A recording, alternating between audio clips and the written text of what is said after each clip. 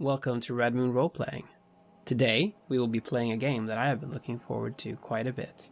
Revolution Comes to the Kingdom, designed by none other than our friend Tom McGrenery, who you may know as the DM from our Veiled Society adventure a few years back.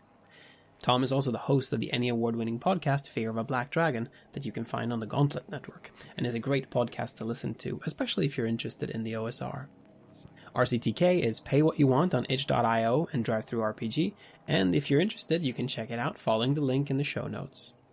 Without further ado, join myself and Craig as we head to the Turia Valley as Revolution comes to the kingdom.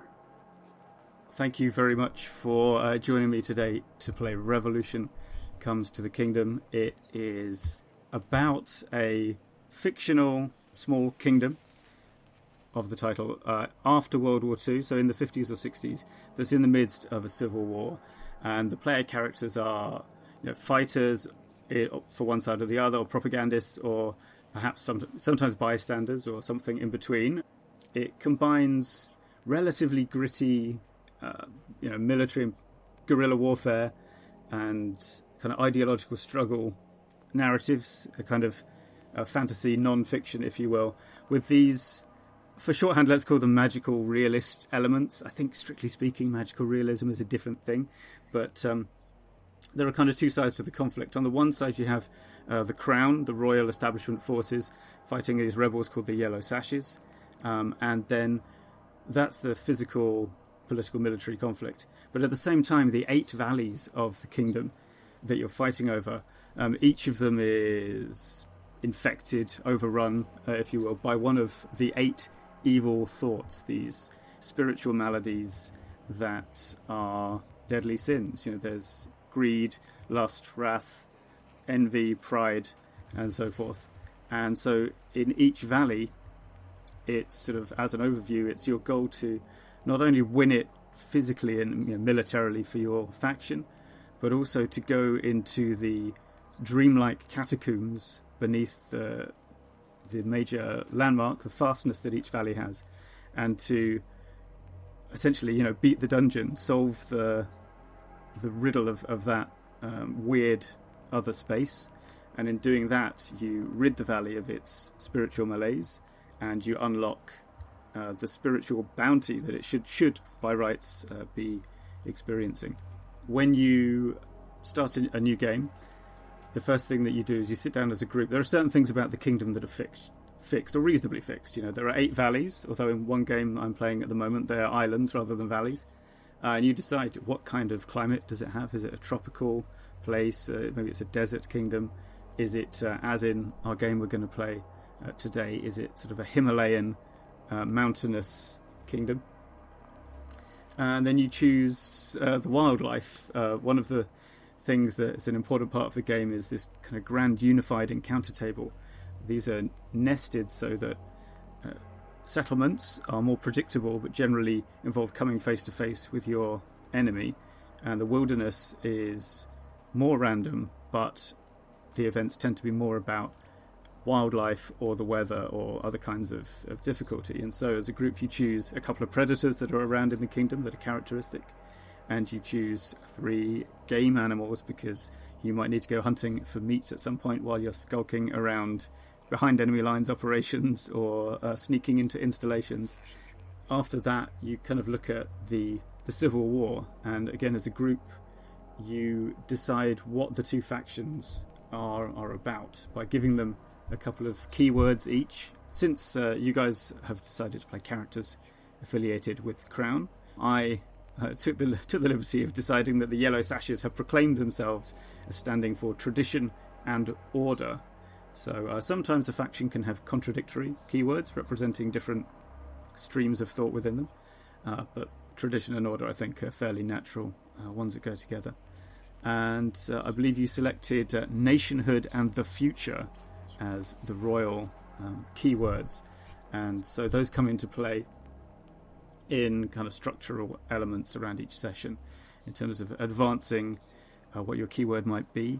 And there are other ways it can, in longer play as well, it can come in, such as if you try to get support from an outside power like the Soviet Union or the US, they may require that you sacrifice one of your keywords in order to get an attack helicopter, or just extra equipment or money for support for your faction. The basic system is a straight D20 roll under, sort of inspired by fighting fantasy. You have your skill and your strength and some hit points. When you have a contest against someone or something that's resisting you, you are trying to roll a D20, basically the highest without going over your skill or strength in the contest. So, if we both have a skill of 10 and you roll a 5 and I roll a 6, then I've won because I have the higher number without exceeding it.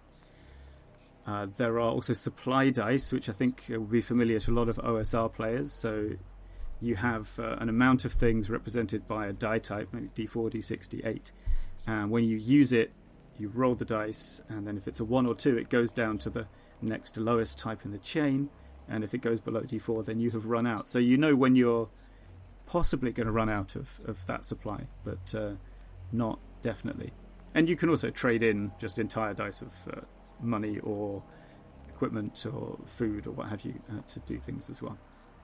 The next thing to mention that's a distinctive feature is the HQ scene, in which the players and the GM take on the roles of usually nameless senior figures of the enemy in a kind of radio play that's detached from the action, that sets the scene for the action that's going to come in the session, with what you can think of as the real player characters. I think we can do that right now, if that's okay with you guys. Yes, definitely. Gentlemen, thank you for attending at short notice. Now let's keep this brief. I have to attend a reception for someone or other in the town. Now, as you know, the Turia Valley situation remains precarious. We have a solid hold on the tea-producing areas of the valley, but the Crown is still ensconced in the northern side of the valley and appears to be bringing in more men and equipment. What exactly is the status of reinforcing our troops in the region? We have been bringing in equipment, some of it supplied by our, friends from abroad. It has not all gotten to where it needs to go yet, though. We're not quite ready to move the fight forward, but with some more time. I see. Time may be in short supply. What resistance have we encountered to this reinforcement? I understand there are some kind of harassing forces that the Crown has in the floor of the valley. We've managed to keep direct conflict to a minimum at this point, but they are trying to harangue us from around the sides, cut off supply lines, and of course convince the people that we are not for them, which is nonsense. Quite so. What threats remain to order within the pacified territory that we hold already? There are troublemakers, groups of loyalists to the Crown, people who still believe in their lies about the future. And they are being fed information, false information, being given all kinds of ideas. There are propagandists about, I believe. We must seek them out. We must try to eliminate the threat before it grows stronger. Agreed. What course of action do you propose? Do we have individuals who are suited to the task of rooting out this kind of problem? We do. Our main front will be ready, as my colleague said, soon, and I believe, personally, even though you've disagreed with me in the past, direct action will soon be necessary. We need to make a bold move, and we need to strike, ideally at one of the valleys they believe is, they think is well defended, but with a little bit of planning, we will be able to take it from them. And that will be a great morale loss to them. And with regards to handling the propagandists, I believe we have some mercenaries that are willing to do anything, really. They aren't necessarily going to be worried so much about any collateral damage. I think they might be perfect for a situation like this one. Indeed. It will be an investment, but a worthwhile one. Excellent. Well, see that this investment is made and report back to me with your progress when you have news. Good evening, gentlemen. Now let's cut to the story's true heroes. You're you're in the back of a truck, jolting along the mountain road, coming through the pass into Turia Valley, and what you're doing here we'll discuss in short order, I suppose, but just to paint a little bit of a picture, well, about the kingdom in general, is that it's mountainous, it's a high altitude place as well, and the typical problems that people encounter dealing with the terrain are that it gets very cold and that it frequently snows as well. The kingdom is home to all kinds of wildlife, but particularly it's noted for its snow leopards and black bears, and but at least more common are the less dangerous animals of just mountain sheep and muntjac deers that prance around the forested lower slopes, and down and around, especially around the farmland, you'll often find wild pigs snuffling about in the undergrowth, and you'll see them as you jolt past from the back of the truck that's being a makeshift bus for you on your journey from the capital city all the way to Turia. Now, Turia, actually, also known as the Good Earth Valley, is as far from the capital as you can be and still be in the kingdom. It's important, though, and that's one reason that both the Crown and the rebels are fighting so fiercely over it, or are so keen to take it, because this is where the kingdom's main export, tea, is produced in the biggest quantity.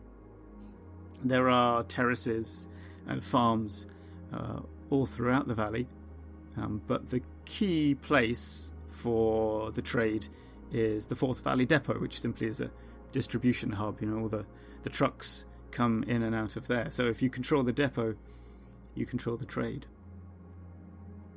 And your truck winds its way around the edge of Mendicant Canyon, which is a geological wonderland.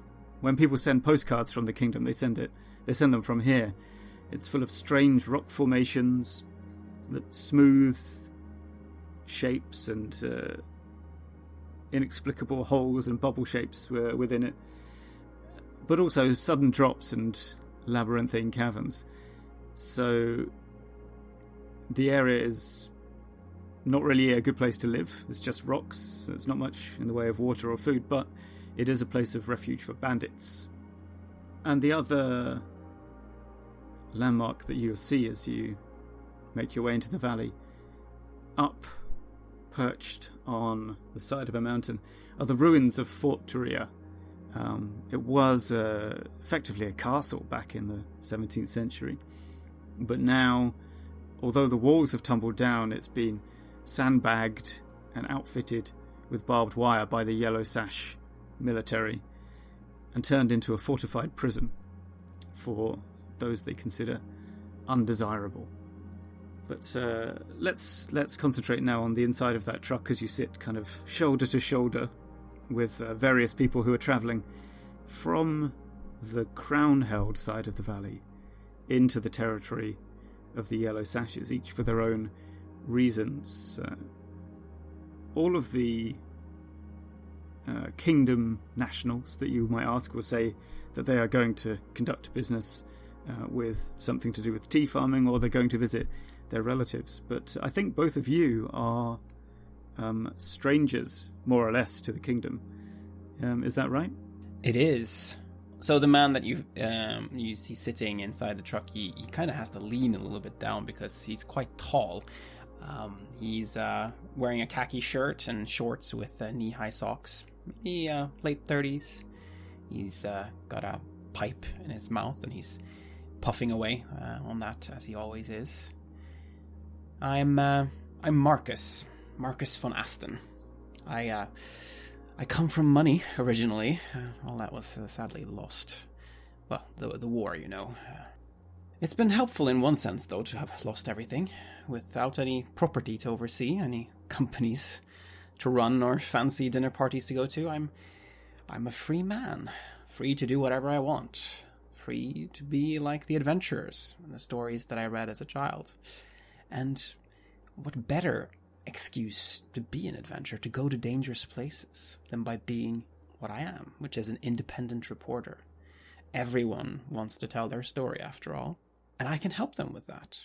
And that is who I am, and that is why I'm here in Turia Valley, because there's a lot of opportunities here. A noble calling indeed. But of course, if you're in charge of the words, somebody has to supply the pictures. So perhaps we could learn a bit about Doug Jones? Yes, that's right. I'm Doug Jones. I'm a bit younger than Marcus, just maybe in my early 20s, in fact. The war being slightly different for me, mainly being a child or young teenager through it. So here I am, anyway, trying to make a living, well, as a photojournalist, as they are starting to call it these days, although it mainly just means that I take photos of Marcus looking good while he then writes the article. But that's fine. I'm very excited for this opportunity. Being abroad, again, very exciting. And, well, this is a fascinating country. I'm enamored with these landscapes I'm seeing. It's certainly something that I'm hoping will increase my own photo portfolio. And, well, the money's good, and I don't really understand the political situation here, but I don't need to. I'm just here to take photos and hopefully make Marcus look good and give a good showing. I think he's even said that if I do well here, he has friends and contacts, and maybe I'll be able to really make a career out of this. My family would certainly be proud of me if that was the case. So I am sitting near him, fiddling with my camera. I'm, again, a young blonde man, a big mop of blonde hair on my head, big green eyes, quite lanky and thin, wearing a very big, thick coat because it's very, very cold here, colder than I'm used to. And I like to make sure I have lots of pockets on hand for various film usages, and also, of course, the guidebook I brought with me, because, again, I want to make sure I get along with the locals. I'm sure I will. The truck begins to slow down, and you hear voices shouting out, not in an alarmed way, but just the kind of, hey, hold up there, kind of instructions as... you've heard those instructions given recently as well. You had to go through this on the other side, leaving the Crown's controlled part of the valley. It seems that you have reached the checkpoint for Yellow Sash territory, and you hear the driver discussing with a sentry who's walked down from where the barrier is that sits across the road and showing some documentation. And soon enough, faces appear at the back of the truck, and these guys are wearing olive green fatigues and just simple plain grey coloured berets with the badge of the Yellow Sash on the hats, and of course the Yellow Sash itself tied around the left arm. They're holding a mix of equipment. You can see they're a little bit of they're not exactly a ragtag outfit, but one person's got a Sten gun that the British must have left here from the war, and one person who presumably got the pick of the equipment has a nice shiny new AK-47, and they kind of idly regard all of you, and one of them asks, papers please. And the one with the AK-47, a sort of more portly fellow, who's smoking a cigarette, he eyes you, Doug and Marcus, and shouts something off to someone that you can't see. Now tell me, what do you have about your person that you would prefer not be discovered by these sentries? Well, I suppose, even though they will discover it, I really hope they're okay with my camera, because, well, I need that. The guidebook, well, I'm not entirely sure how they feel about that. It's a Crown-written one, after all, so I don't know if they find that unpleasant. Otherwise, I don't think I have anything to hide. Hopefully. That's good. Marcus, what about you? I do have money. I'm going to need that. I don't want them to take it from me here. I'm sure they're going to try to extort us or to try to take it as some kind of fee. I will need that for later. So yes, it's probably the money, the US dollars that I have with me.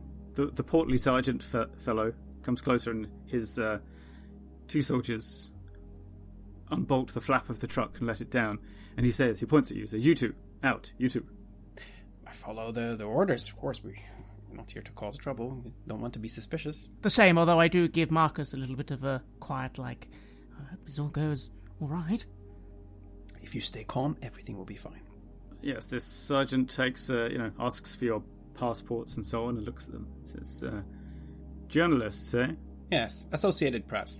Really? So that's, what, a radio or a newspaper? Oh, and they do a little bit of everything. I see, but this paperwork is from the old regime. Have you applied for an entry permit to this part of Turia Valley? I'm afraid we must have missed doing that. Is there any way that we could perhaps do so here? We of course want to follow all the rules. He kind of looks around at this windswept road in the middle of the mountains and he says, "There's no way you could do paperwork here." Well then, my good man, there must be some way that we can solve this situation. Yeah, it seems to me this might be a good time to test your skill at, being persuasive or convincing. Yes, certainly. Well, I do have an aptitude for fast talking. You do have an aptitude for fast talking, and that means you may roll 2 dice and take the better version of the 2 in terms of being convincing. So please test your skill by rolling 1d20 and attempting to get your skill number or lower. 5 against skill, which is 15. Competently done. Good thing you have the gift of the gab. Hey, he goes, "Well, no, look, okay, just get back in." He doesn't want to have to deal with this. He gives you your passports back, and he says, he goes to the truck driver, and you hear him say that he wants the truck driver to stop at the top of the hill and kind of get you some entry cards up there. And the truck driver's not very pleased because that's going to mean stopping or waiting. Everyone's going to have to wait for it to be done. But there's no arguing with a man with a brand new AK-47, so he gives in, and you're able to, once the metal flapper's been banged up into position again, the truck noisily rumbles off and goes up the mountainside. And you see that the place being pointed to up the hill is, it was once a very fancy hotel by the looks of it. Sort of all nice balconies and pseudo-Greek pillars around the windows. A bit gaudy, to be honest. But now very much windswept and faded. And much like the ruined fort that you saw from afar, covered in sandbags and barbed wire and heavily guarded. And this place is the kind of the military command post that keeps a forward lookout on the front line. It stands at the junction of 3 major roads in the valley, and therefore is a good spot to keep an eye on things and monitor any passing traffic. And you're kind of shoveled off the truck again, brought inside, where you get to stand on some nice parquet flooring for a while. And people ask you different kinds of questions, like how long are you staying, and where did you travel from, and who is this person, and who do you work for, and is the AP a newspaper or what? Seems like they haven't heard of it. But eventually you get given these cards that have been filled in for you and packed off. It seems like they want to get the procedures sorted out, but they don't particularly want you hanging around. Now, the truck finally, around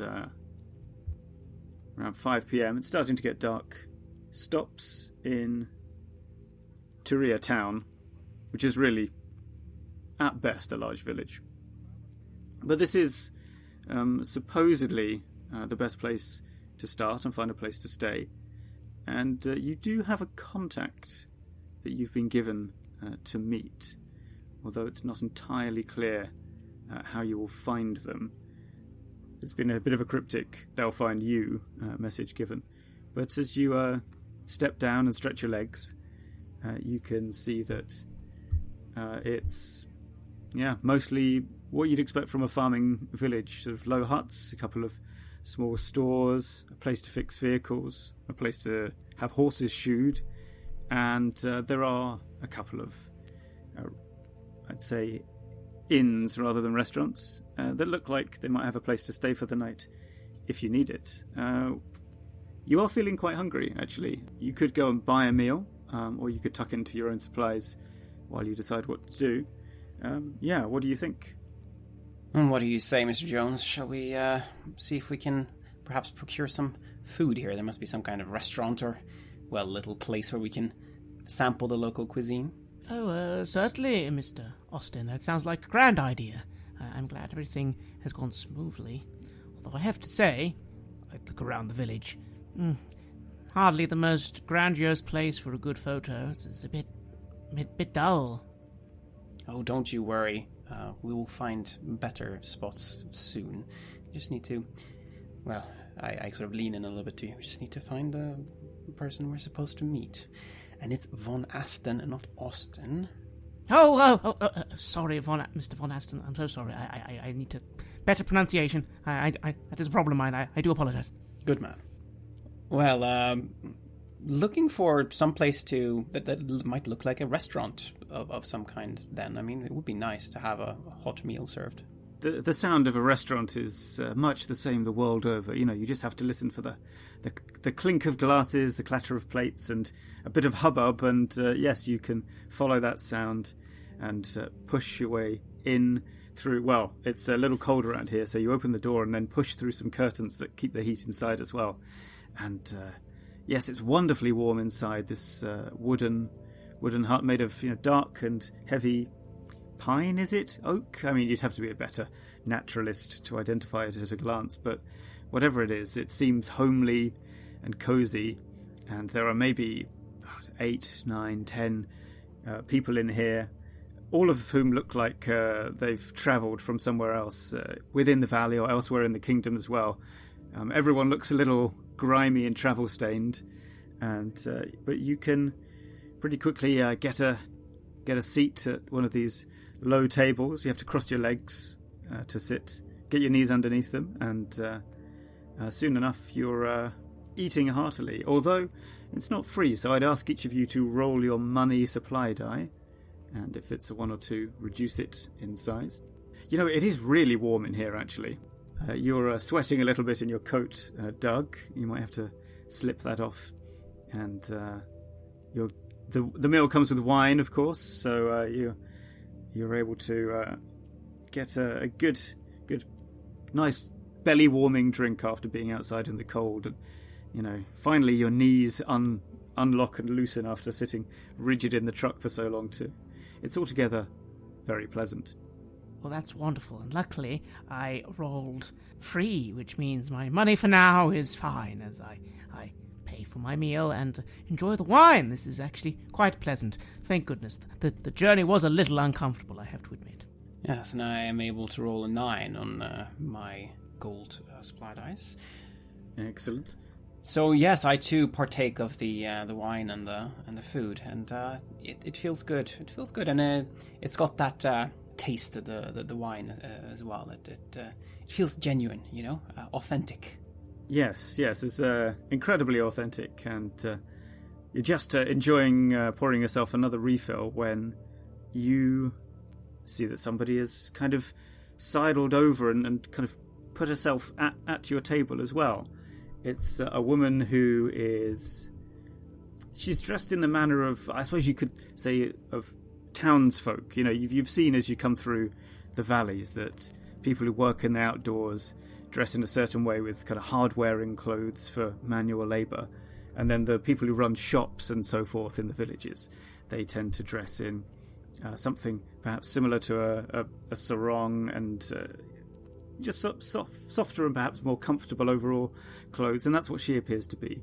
She's got black hair with slightly wavy, comes down to her shoulders. She has a roundish face and looks like she's in maybe her mid-40s, you could say. Not unfriendly, and indeed she's kind of just being curious. She's she says, "Hey, I see you're tourists. It's very unusual for people to come to the valley with the whole situation. Where are you from?" We're not tourists, we're journalists, actually. We're here to report on your fine valley. I see. And how about you? Well, I mean, we're here for a kind of fluster a little and look at Marcus. Well, yes, we're here for journalism. And yes, you're right. There's not a lot of us outsiders around, I suppose. Would that be correct? Have we seen a lot of foreigners, so to speak, in our journey? An ongoing brushfire war is not great for the tourist trade. So no, you're pretty much the only Europeans you've seen, at all. And that a few were around in the capital city when you first arrived, and then since then, no, you haven't really seen anyone that wasn't a citizen of the kingdom. So yes, it's no wonder that you stand out, especially Marcus, who's as we know, rather tall. And now that I think about it, actually Doug's mop of blonde hair probably makes him stand out a fair bit as well. But she says, "My name's Scarlett." That's a very beautiful name, Scarlett. It's very nice to meet you. Thank you. Now, tell me, are you here to... you can see she's searching for some subtle way to ask a question that shouldn't be said out loud. Are you here to report on anything in particular? Yes, it is about the wonderful new tea growing technique that's being developed here. And its potential for really strengthening this nation and really help me take it into the future. Scarlett does indeed notice Marcus's clever working into conversation the principles of the crown, and she whispers into Doug's ear. She says, "I'm going to go into the back room. Wait 5 minutes, then follow me." And she does as she says. She stands up and she kind of gives you a sort of playful, nice to meet you, I'll see you around kind of farewell, and then goes out of the front door. But you can see, as you kind of watch her, see her shadow through the slats of the, through the kind of gaps in the planks of the window shutters. You can see that she's going around the building to go back in through the rear. And what do? Do you trust her? What do you want to do? I am a very trusting individual, so of course I will quickly say to Marcus, she said to wait 5 minutes and then follow her. Is this the contact you spoke of? Yes. It is, of course, going to be very interesting to understand more about these new tea growing techniques. As I look around trying to figure out if we have someone listening in on our conversation, I would assume that people are very, very curious about us and what we are saying, and we are speaking English after all, which is a language that, well, some people here probably do understand. I try to keep things very discreet without revealing too much here. So, how did you enjoy your food? Oh, I catch on, though perhaps slightly more clumsily, and say, yes, very good. I guess it's splendid, really. I suppose we should probably get an early night soon, maybe leave in a minute. Don't want to be too drunk. No, this wine is really good, I say, lifting up the bottle, and this is good stuff. I sort of say to the staff, very good. Well, the 5 minutes have passed, although of course once you're waiting for 5 minutes they seem to go very slowly, but if you want to, you can slip into the back room. I will attempt to do just that. So when you go through that back room door, you find yourself in, as you would expect, just a kind of storage area for the food and drinks and so on. Not like a pantry exactly, but sort of boxes of dry things and sacks of rice and whatnot. And Scarlett is there waiting for you, and she says to you, "I'm so glad you're here. Now, listen, I know what you need to do. I mean, more or less, the things that you need to see. I can show you the place close to the fort, the old Turia fort, where they take the prisoners for execution. And I have witnesses too. People who've seen what happens inside the prison. But I know this wasn't part of the arrangement, but I need your help before I'll take you there to see it. I want to get out of here. I need to cross the line back into the royal holdings. My friends too, the witnesses. So I need your help to collect the transit papers that we've arranged to have made for us. Now, don't worry about you actually arranging it. I've already had them. They're on order. They're being made by this old man, Mr. Pernilla. But I need to. Well, I can't go to where he is without fear of being spotted and captured by the yellow sashes. So I need some strangers to go, like you. And if you bring us back our documents, then I'll show you everything you need to know. I believe it's Captain Rice up at the old hotel. He's the one that ultimately caused the shots, and I think he's using the tea company to bring in the guns and money as well, but I'm not sure about that. You'll have to prove that for yourselves. But the fortress and the execution grounds, that I can help you with. Is it a deal?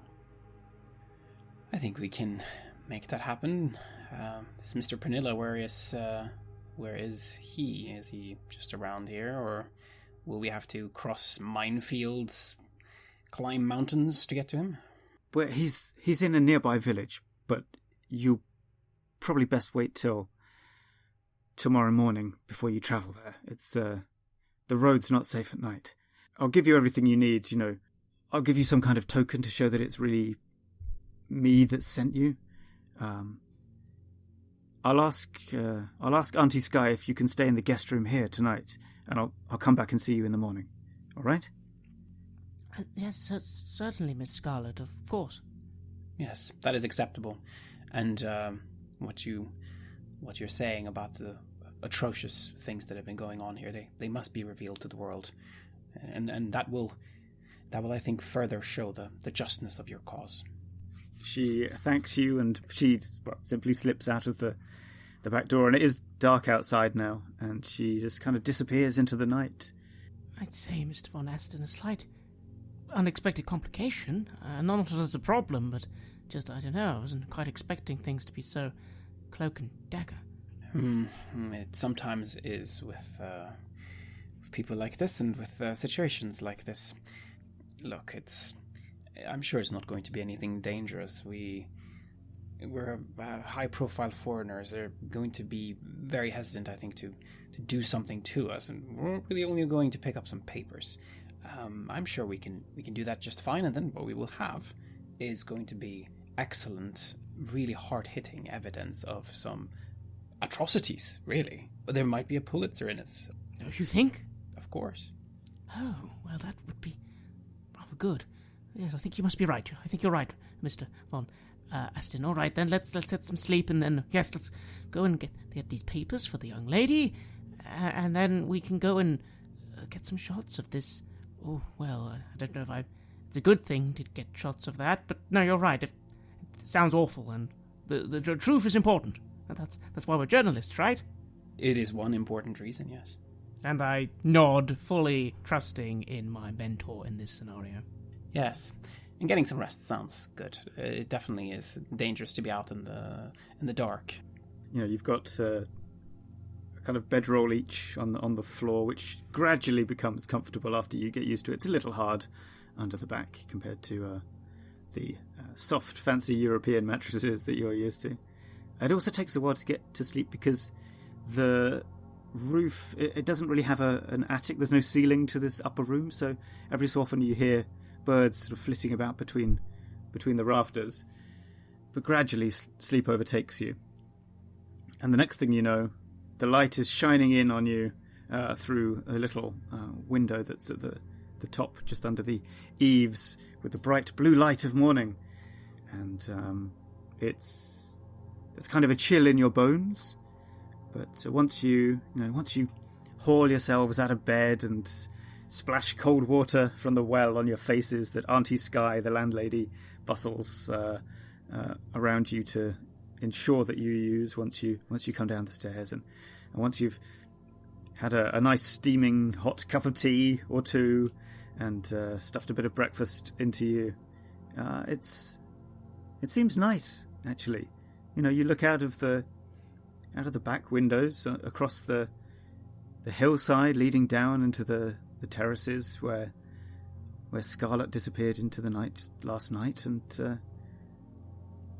there's no sign of a war right now. There's no rattle of gunfire around the mountainsides or anything. All you can see is this beautiful, somewhat misty scene of straight lines of the man-made cuts in the landscape, and then beyond that, the purple-headed peaks of natural beauty, and you see some deer bounding around on the slopes beneath you. It all seems idyllic. I certainly can't resist the urge to take a little quick snapshot out the window, because this is actually a very good view, yes. Soon enough, you see Scarlett returning to, again, the back door of the inn, and she's accompanied by two people. There is a young woman whom she introduces as Cowrie. Cowrie is, she sort of has the, I suppose you'd say, the build of a dancer, someone who's not sort of very big or very skin, kind of seems densely packed with muscle. You can tell from the windswept nature of her features that she spent a lot of time outdoors in the recent past. And the other one coming furtively with them through the trees, trying not to be seen from the road, is a man who wears, what looks like kind of army surplus clothing, although without any markings on it. And he's maybe late 20s, early 30s, hard to tell. And he is a little skinny too, but a bit of a survivor in terms of how he appears. And Scarlett introduces him as Tiger. So Scarlett gives to you the following things for your mission. She sent, and you're supposed to go down to this place down the road called Old Stone Village. She says, follow the road, and if you get lost, just ask somebody. It's easy. But she's given you a beret, a green beret with the old Royal Army insignia on it from the time of the old king, to show to Mist as proof that you're from her.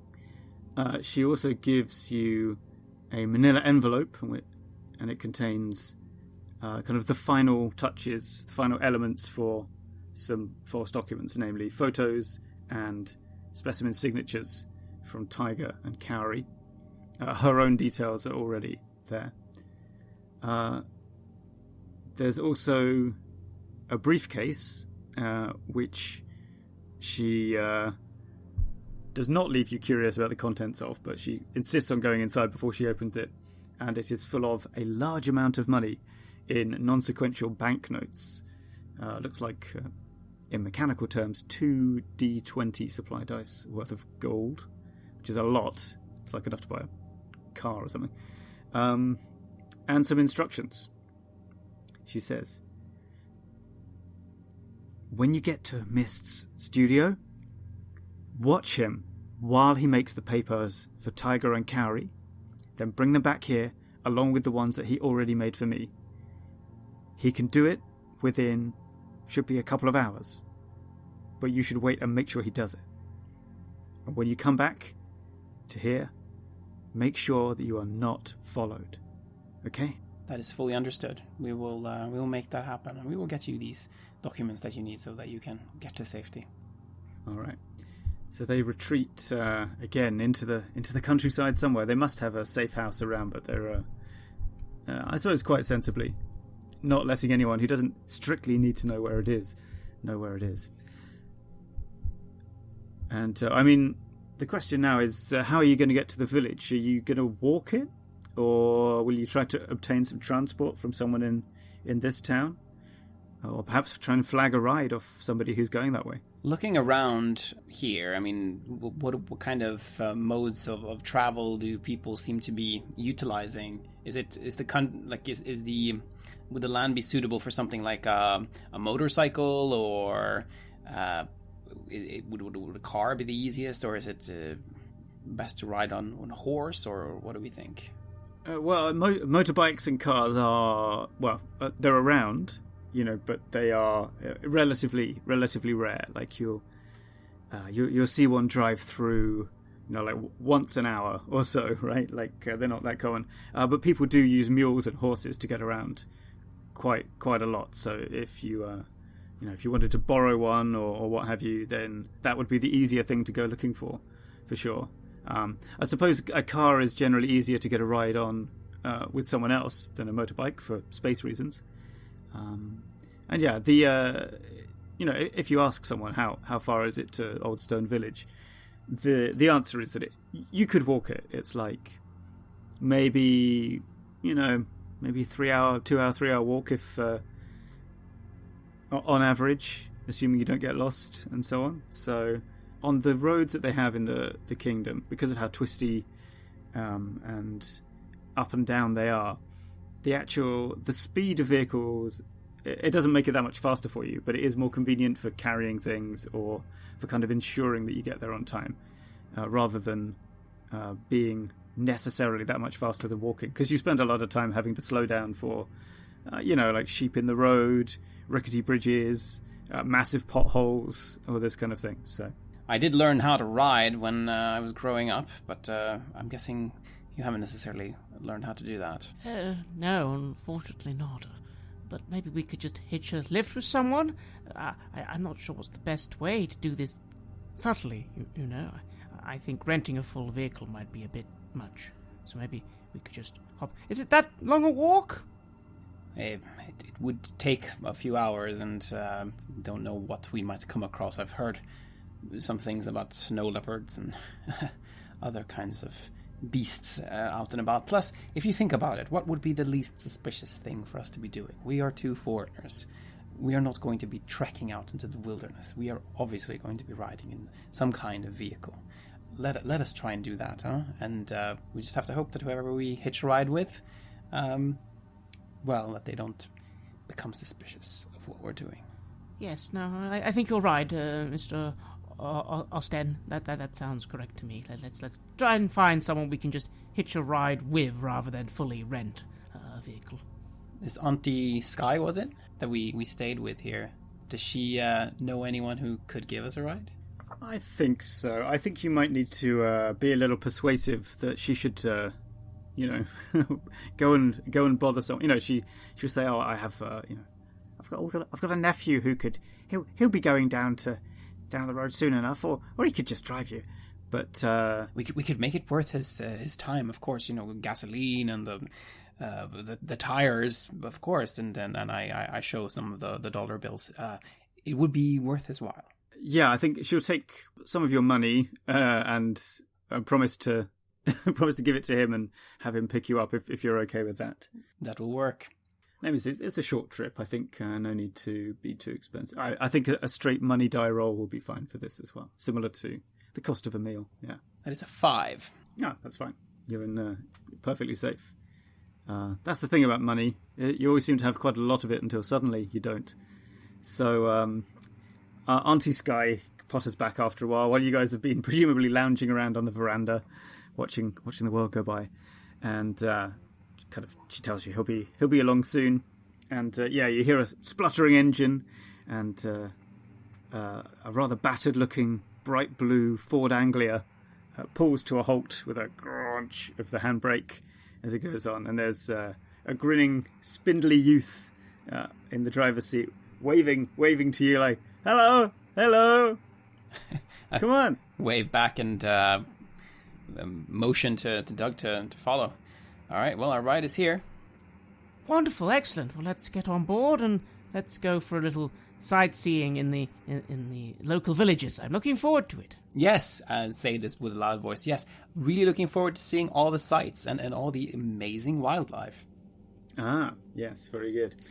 So now I'm gonna kick in the travel rules here. So I think this will be a one leg journey. The travel is done in legs in RCTK, which is the simplest possible. So what it means is that on each leg, I will roll once on the encounter table, but the guide of the expedition will also do a bit of rolling. And I know Auntie Sky's nephew is driving, but I think technically one of you two probably should be the guide. I don't know who you want to nominate to be in charge of pointing. I think Mr. Von Aston, as always, should be the one who leads the way. In this case, you're going to roll 2 time dice. Now, this is one of the special dice things that I skipped over in the intro. So a time die is a d6, and it is read as follows. So, we'll talk about it in terms of hours because we're talking about the travel system, but sometimes it's minutes or if you're doing something quick. So the numbers 1 to 3 represent that many. So 1 hour, 2 hours, or 3 hours. But the numbers 4 and above, they only represent 1 hour, but they also represent an extra roll on the grand encounter table.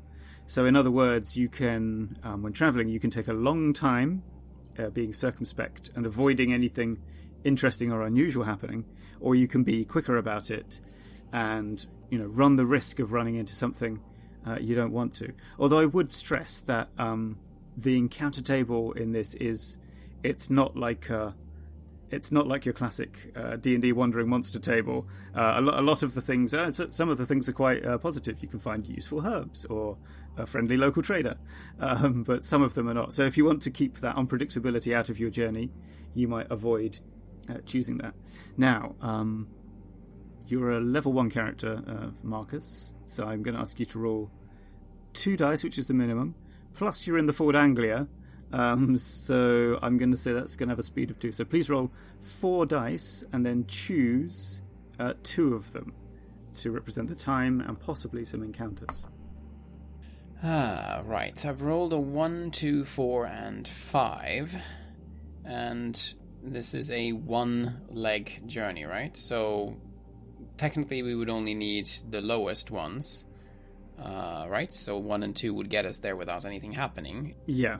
Would take you 3 hours, yeah. Would take us 3 hours. And if I were to choose one of the higher ones, so 4 or 5, for example, we would have a chance of an encounter and... it would take you 2 hours, and there would be an encounter roll as well, yeah. Well, I think that we're not opposed to perhaps finding something additional on the way here. There might be something interesting that might give us even more stories to tell. So I think I will probably ask him to take a little bit of a scenic route so we can properly see the area that we are in and perhaps give Mr. Jones some opportunities to take some photographs as well. Yes, and indeed you do see some nice things. You suddenly the nephew slams on the brakes for seemingly no reason while you're passing over a ridge, and then he's looking off to his right and up the slope, and you're sort of peering, and you can't see what he's seeing there in the sort of the undergrowth. Then all of a sudden, this herd of wild pigs just pours out of the vegetation and across the road, bounding, kind of snorting at each other, and right across the other side of the road and down away from the hill. And the last one, and of course the last one of the little herd that comes across, stops right in the middle of the road and looks at you for a long time. Probably just long enough to snap a quick photo, if you want to, Doug. I certainly would. How fascinating. Look at that, Mr. Von Aston. A whole wild herd of pigs. Yes. Look at that indeed. Do you often have traffic accidents with beasts like that, I ask the nephew? Oh, yeah, all the time. It's really dangerous. But hey, I mean, it is what it is. You can't fight your fate, so that's why I never wear a seatbelt. It's just, if you gotta go, you're gonna go, am I right? And he floors, the pig kind of goes and bounds away after its fellows, and the nephew, whom I should probably name at some point, I'll get round to it, just floors it and spins the back wheels of the Anglia in the dirt, and you bounce away down the road. And he turns on the radio, and there's a kind of a hit from northern India. There's probably from a movie. I think most pop hits in the 60s in India, they always seem to be from a movie as well.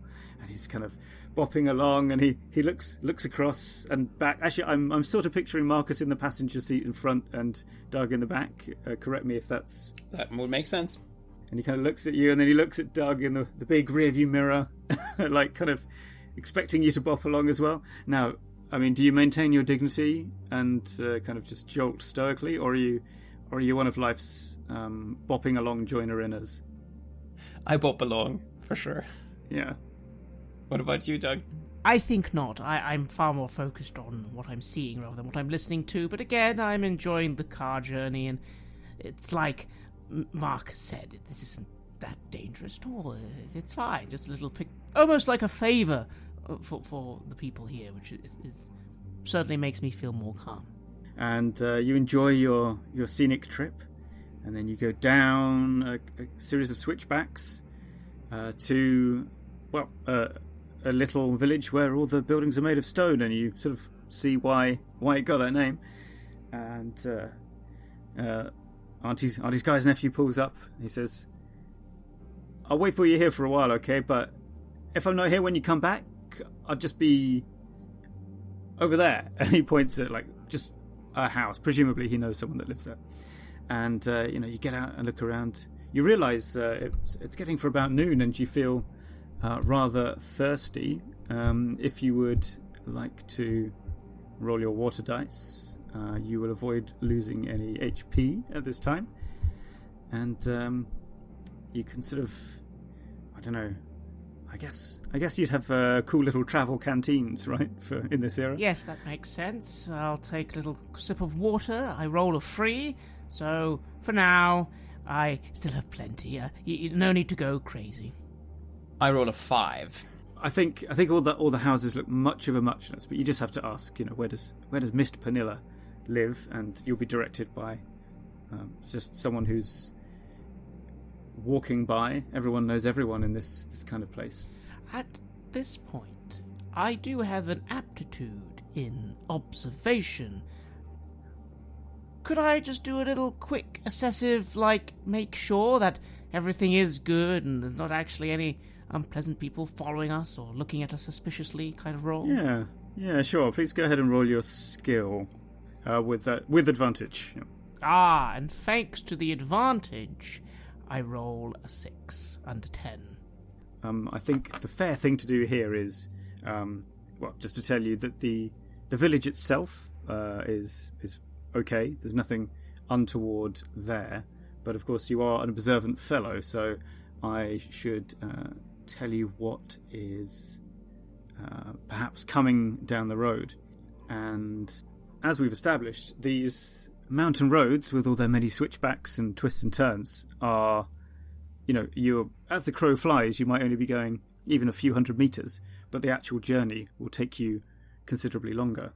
And you're able to see, perhaps by using your camera as kind of a makeshift set of binoculars even, to catch some motion on the far side of the spur of the valley that this village is on. And when you zoom in to look at it, you can see that there is what looks like an armed patrol of yellow sash fighters. They're on foot, and they're coming towards the village. But it's going to take them probably, a couple of hours. At the pace they're going and the path they're on that you can trace down the mountain, you've probably got more than an hour before they get here.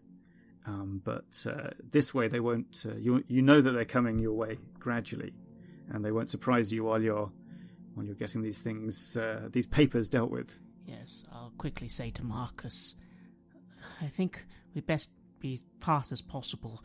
We don't want to. I imagine it would be very troublesome if we ran afoul of that patrol. Can you see that they're not here yet, but they'll be here soon? I look as well, and I borrow your camera if I'm struggling to see. Yes, you're right. That may be trouble. Yes, we had better find Mr. Pernilla fast then and get this done. I don't think there's anything good that might come from us having to explain our purpose here. This is not exactly a tourist destination, after all. Doug, you're perhaps surprised and pleased to see that the little sign on the window of this particular stone hut says photography in the language of the kingdom. And when you go inside, you can see there's a cramped counter with various, options for having your photo taken. It's a bit like the sort of studio where, I mean, it's not this old-fashioned, but, like in the Wild West, people would go to specifically pose for a photo with their family or something in front of a decorative backdrop. It's something a little bit like that kind of setup, because, of course, cameras are not commonly owned by people. Well, not in the kingdom and not really anywhere in the world, I suppose, as much as they are today. But there's no one in there, so you have to kind of go past the counter, and there's a little doorway, and you go through there, and there's a low back room, and it's lit by sunlight streaming in through a skylight in the slanting roof. And there you see this old man with round glasses, and a drooping moustache, wearing a little cloth cap. And this is Mist Pernilla, sitting surrounded by papers and dismembered passports from various different countries of the region and beyond. All kinds of official documents, like parking permits and licenses to grow this and that, for both royal and the rather newer yellow sash documentation as well. And he turns around to see you and says, "Well, what do you want? Who are you?" I will bring out the green beret that we received, the one with the crown symbol on it. We are here for some documents. I say as I show him that we need some paperwork arranged. I'm sure I've been told that you know what we are looking to get. You're from Scarlett. I'm surprised she didn't come to pick these things up herself. Is there any reason she wouldn't come herself? It seems to be heating up a little bit. Seems like people might be on the lookout. As Miss Scarlett's papers they're already here, and he fishes for an envelope and holds it out to you, and you can open it and see that it has all the things that Scarlett needs, with her photo and signatures on it and all that. And he says, "So, all good? You have the money?" We do indeed have the money, but we also actually would need 2 additional pieces of documentation for her friends, and I hand over the manila envelope with the signatures and photos. He refuses to take the envelope. He kind of, does that thing. He holds his hands back so he can't go. He goes, no. And then I bring forth the briefcase. Well, I know that you're a very busy man, and that you have many, many things that need to be done, and that it's difficult to prioritize a new business like this.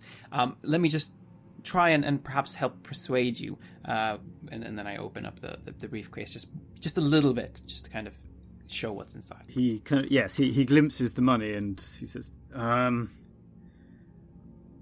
"These other papers, these people, are they on any lists? I mean, I'd already be in trouble if the yellow sashes find out about this, but these people, are they anyone particularly sensitive?" They're Scarlett's friends. Of course.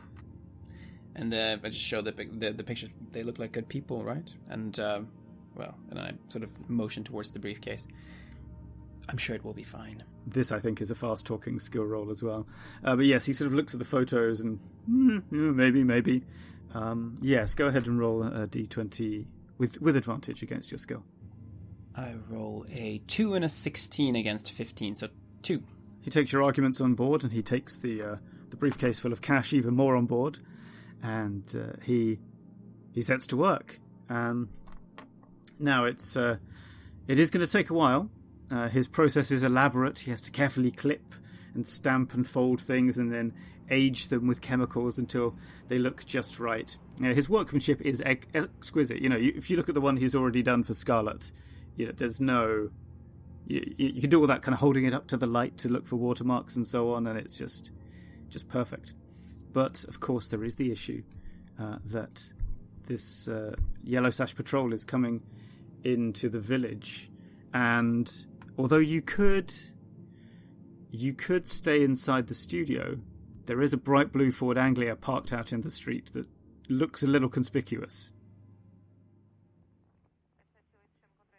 You have listened to an episode of Red Moon Roleplaying, where we played Revolution Comes to the Kingdom, which was designed by Tom McGrenery and is published by Porcupine Publishing. Tom was our game master, and you can listen to more of him on the excellent Fear of a Black Dragon podcast. The music was made by Mount Shrine, who COVID tragically took from us a bit more than a year ago. Rest in peace, Cesar. The music was used with permission from Cryochamber. Check out their website at cryochamber.bandcamp.com or their YouTube channel to get music for your gaming table. We would like to give massive thanks to our champions of the Red Moon, Martin Heuschober, Nastasia Raulerson, Simon Cooper, David, Julia, Camilla, Ludwig Manford, Bob Lange, Julián, Cameron, Xabier, and Antxon for their generous support. And we would of course also like to thank all of our other patrons. Without your support, the show would not be possible. If you want to support our work, please check us out on Patreon. You can get access to bonus campaigns for Cult Divinity Lost and Coriolis there, as well as get early and raw access to all of our recordings. You can also hear your name read on the show as a champion of the Red Moon, as well as play Cult with us. Most importantly, that support is what keeps the show going, so do check us out there. Thank you again for listening. And remember to support the Crown as we secure a future for our nation.